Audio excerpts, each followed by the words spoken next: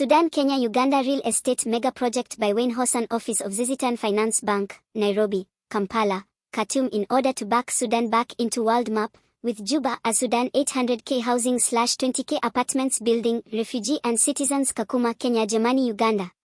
Sudan Uganda Kenya Canada, ZizitonFinanceBank Real Estate Agent Moja, we have a mega project for African, North America in order to recover Sudan back into world map 20239999 1800 townhouses 1020 TT apartments, appliances, furnitures, auto, airjets, electronics,